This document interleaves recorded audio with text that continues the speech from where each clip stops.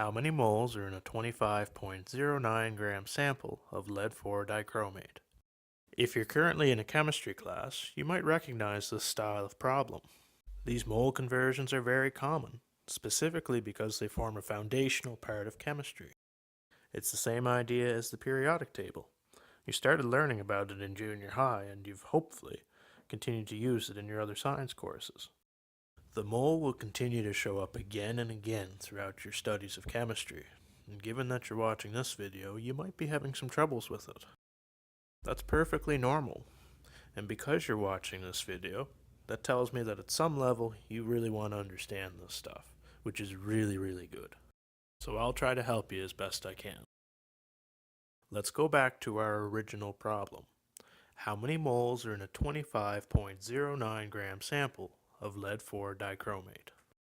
When I read this problem, I pick out three things that I need to do in order to solve it.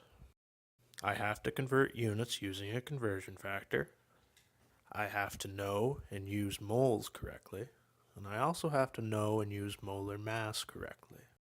You and your teacher might have more or less things to do in order to solve a problem like this, but these are the three that I'm going to focus on. Also, don't worry if you can't pick out these steps for yourself yet. That's something that comes once you've done a lot of these problems. And believe me, you're going to be doing a lot of these problems. Now, in a slight contradiction to myself, we are not going to solve this problem. We aren't even going to talk about moles or molar mass in this video. So, if you were looking for someone to tell you how to solve these problems now, so you can cram it into your head and then regurgitate it onto an assignment, then pass that assignment into your teacher so they give you a good mark, so then when you take your report card home, your parents aren't mad at you, don't watch this video. You'll get frustrated. If, however, you really want to understand this material, instead of trying to copy and paste it whenever the teacher asks, then stick around. Still here? That's great. The reason I've chosen to chunk the material up this way is that it makes things easier to understand. If you're new to chemistry, your teacher's probably been throwing a lot of new words at you, such as formula units, Avogadro's number, moles, and molar mass. Not only do you have to learn these definitions, you're also expected to do math on top of that. Trying to learn all of this at once can be challenging, and that's not even counting what you're learning in your other classes or what's going on outside of school, which is why I like to break things up. We'll bring up the mole and molar mass in later videos, but I think our objective for these first videos should be to learn how to use and practice using conversion factors. Over the course of this video, we'll also answer three big questions. What is a conversion factor? Why do units cancel? And why can I flip conversion factors? If you already know the answers to these questions, you may want to skip to the practice problems. Otherwise, let's dive right into it. So, what is a conversion factor? Your teacher's probably already given you a definition, but I don't know what they told you, so I'm going to have to Google it. After typing it into Google, we get the following overly wordy definition that a conversion factor is an arithmetical multiplier for converting a quantity expressed in one set of units into an equivalent expressed in another. Whew. Let's try to simplify this definition. The words factors and multiplier obviously imply multiplication, and converting's just a fancy word for change. So, a simple way of saying what a conversion factor is, then, is that it's just a way of changing equivalent units through multiplication. The only other word we have to unpack is equivalent, and that's best done by looking at an example. Everything that you see here is a conversion factor. I'd like you to take 3 seconds and make note of any patterns that you observe. That wasn't too difficult. We have a quantity with a unit over, you guessed it, another unit. But what does this mean? If I try to read the first conversion factor, I have 12 inches over foot. That doesn't make sense. I know there are 12 inches in 1 foot, but is that what this conversion factor is saying? Well, yes.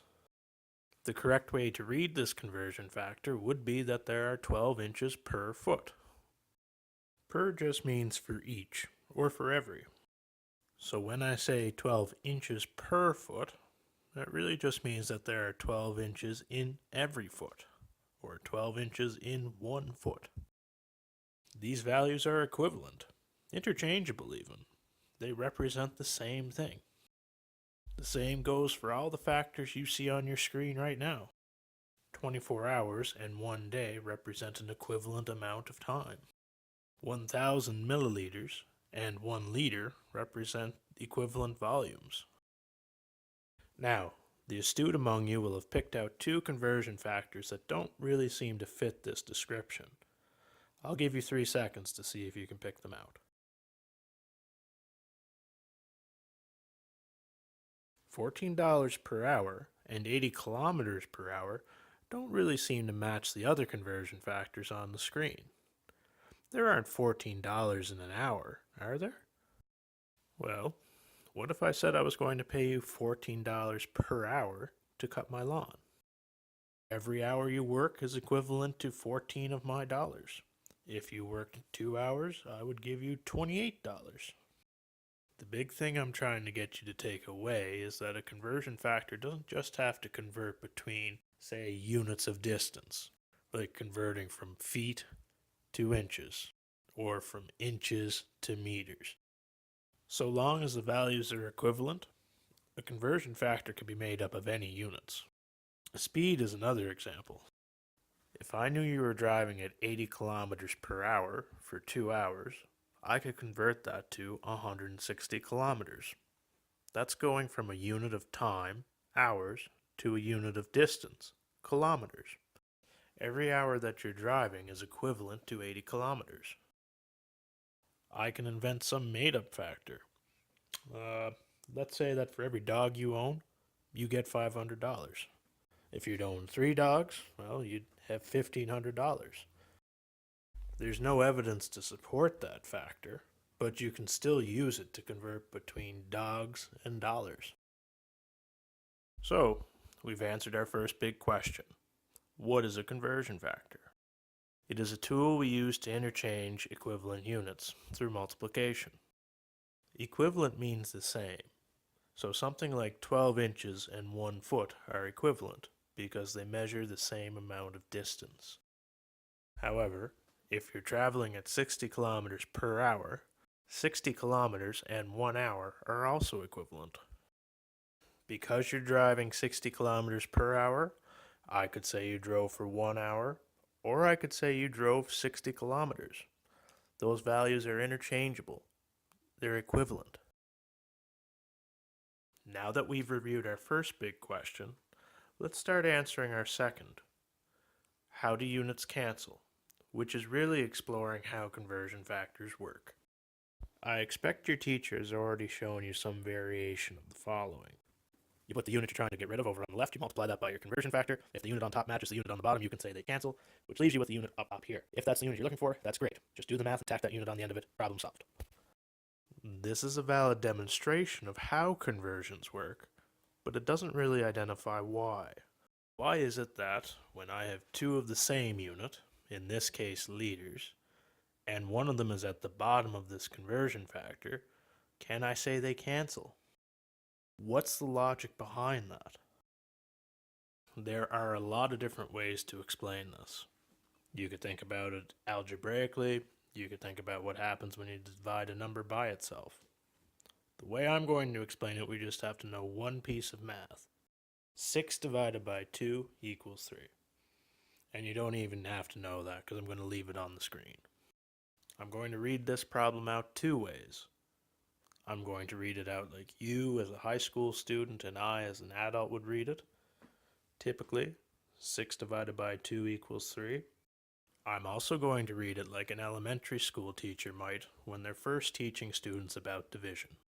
So, the first example's on the screen. You and I would probably read this as 6 fish divided by 2. A grade school teacher would probably say, I have 6 fish. I want to divide them into 2 equal groups. How many fish would be in each group? Then they likely have the students draw out 6 fish and circle the groups, which I'm going to do on the screen right now. There's one group, and there's the other group. Then they get the students to count how many fish are in each group. 1, 2, 3. There are 3 fish in each group. Now, I know some of you are probably thinking, I'm a high school chemistry student, not a grade 2 math student. Just bear with me, we're only going to do one more example. Again, you or I or any other adult would read this as 6 fish divided by 2 fish. A grade school teacher would read this as, I have 6 fish. I want to divide them into groups that have 2 fish each. How many groups would there be? And then they do the same thing as before.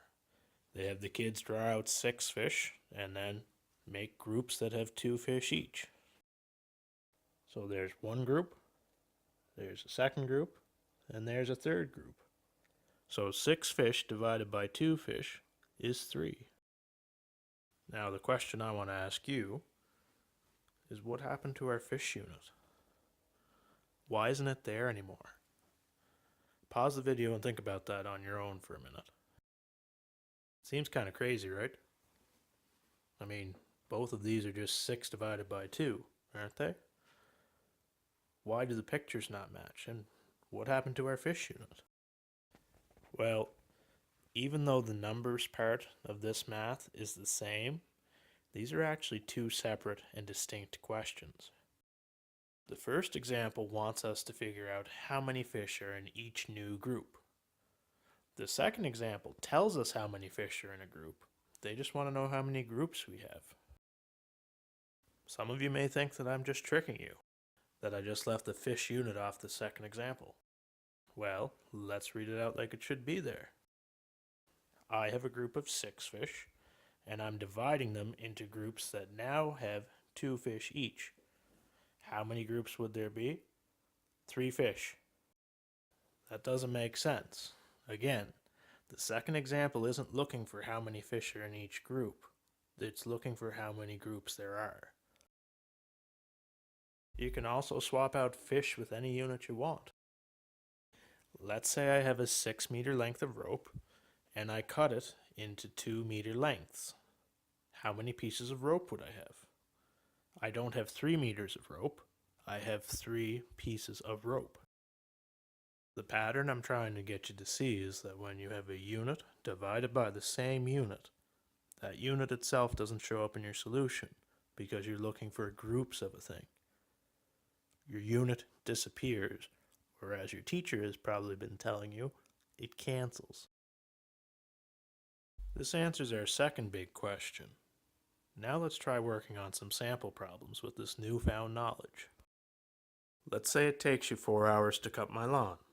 If I pay you $14 per hour, how much money did you make? Now, I know most of you could do this in your head, and I'm not trying to dissuade you from using your mental math skills. However, use them appropriately. Getting an estimate of what an answer should be is a great thing to do. Trying to get a precise answer while doing a long stoichiometric calculation in your head leaves you very vulnerable to simple errors. Now, for this sample problem, I'm going to solve the numbers part and the units part separately. On the number side of things, we have 4 multiplied by 14 over 1. Remember, $14 per hour means $14 over 1 hour. Anything divided by 1 is itself. So 14 divided by 1 is just 14. So all we have to do is 4 multiplied by 14, which equals 56. So we know our number is 56. Now we just have to confirm what our units are. When we multiply hours by dollars per hour, we end up with, and this is going to sound funny, our dollars per hour. Now, even I don't know what that collection of units represents, but I do see a pattern that we can make use of to simplify things. If you can't see the pattern, go back and watch the fish and rope example earlier. We have hours divided by hours, and we know from our previous examples that when you have a unit divided by itself, it ends up not appearing in the solution because you were looking for groups of a thing. So here, Hours and hours cancels off. Nothing happens with the dollars unit, so we're just left with it. Thus, the complete answer is $56. Let's do a couple more sample problems. Let's say that I never got to play Skyrim on release, and I noticed it's on sale on Steam. There are two things I want to know. I want to know how big the download is. I also want to know how long it's going to take. I'm scrolling down, looking for any information, and I see that this download is 12 gigabytes. Okay, I'm familiar with gigabytes, but I know that when I'm downloading something onto my computer, it's measured in kilobytes. Our first objective will then be to figure out how many kilobytes are in 12 gigabytes. This is the same question. I've just written it like a teacher might on a test or an assignment. You'll notice there's one additional piece of information. There are 1 million kilobytes in 1 gigabyte. That sounds important. We should write that and other important information down as well. I like to break things up into things I know and things I'm looking for. For example, we know that we have a 12 gigabyte download, and we also know that there are 1 million kilobytes in a gigabyte. We're looking for how many kilobytes are in the Skyrim download. Writing this stuff down has told me two very important things. We know what our conversion factor is. There are 1 million kilobytes in 1 gigabyte. That's a conversion factor.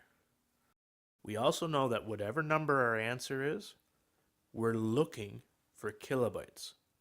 When we solve the problem, the units we end up with should be kilobytes. That'll give us some indication that we're solving the problem correctly. So, let's set up the problem. We have 12 gigabytes, which is the unit we're trying to convert, being multiplied by our conversion factor, 1 million kilobytes per gigabyte. Now, I'm not going to break things up into a number column and a units column like I did before. I don't have the space to do it on the screen, and I don't really need to. If you still find it helpful, go ahead and do that.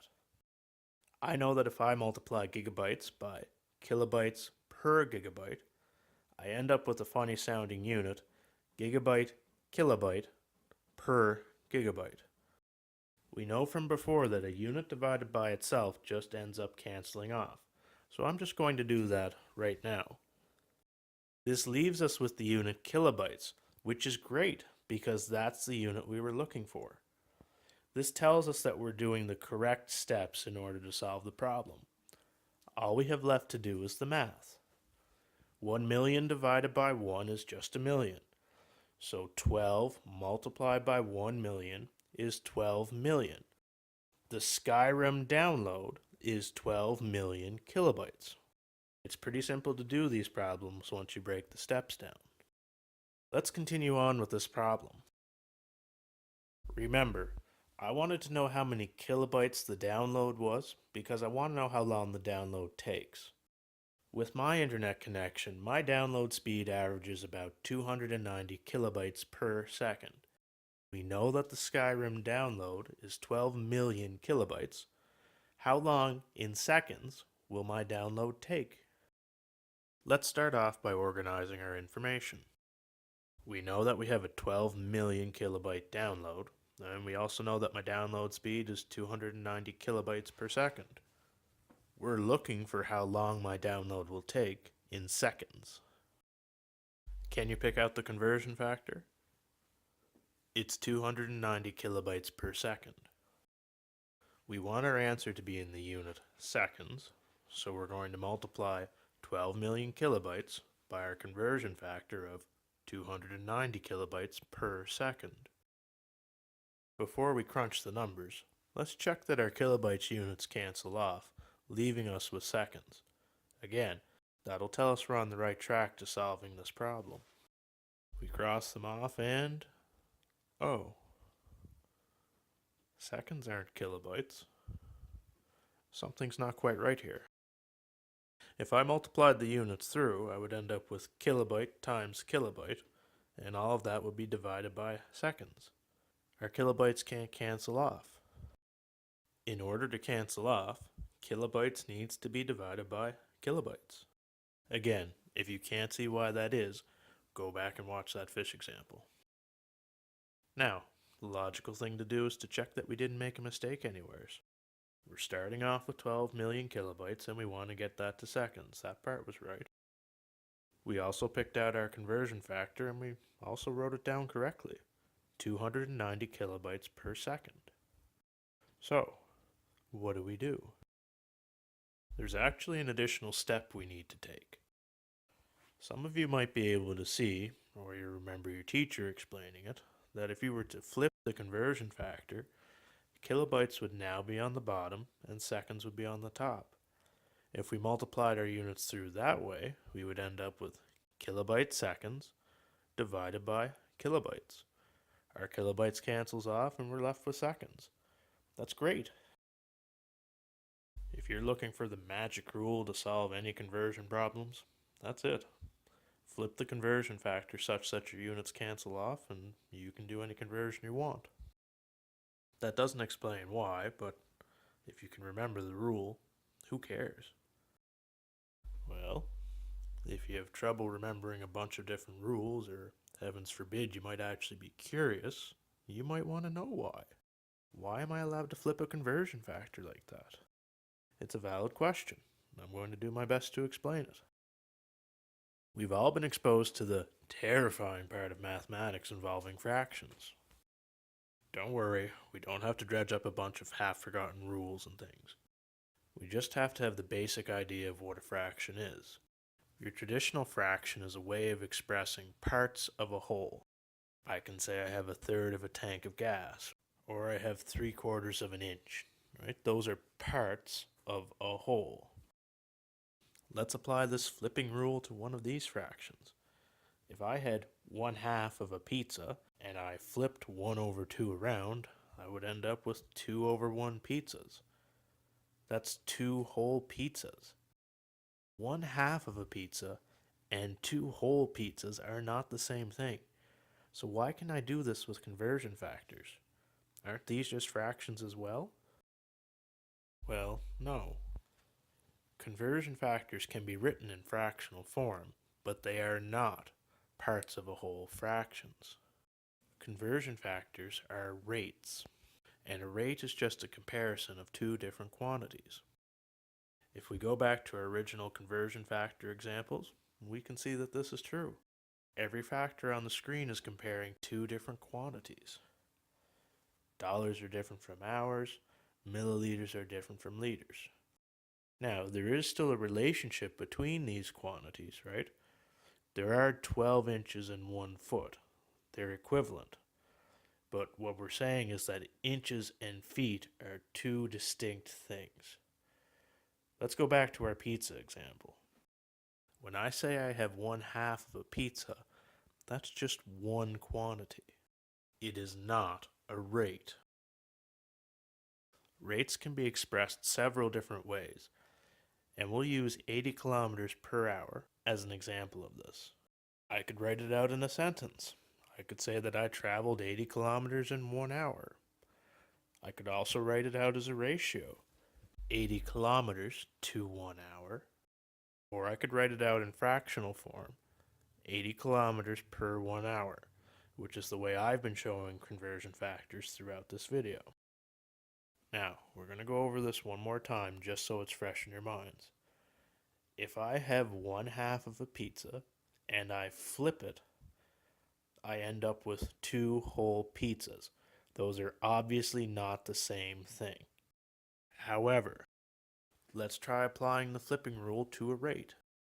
Remember, rates are a comparison between two distinct quantities. I want you to look and see if the comparison changes when the quantities are flipped around.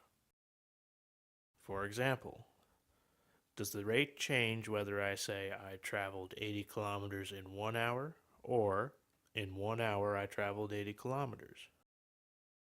What about if I write it as a ratio? 80 kilometers to 1 hour or 1 hour to 80 kilometers?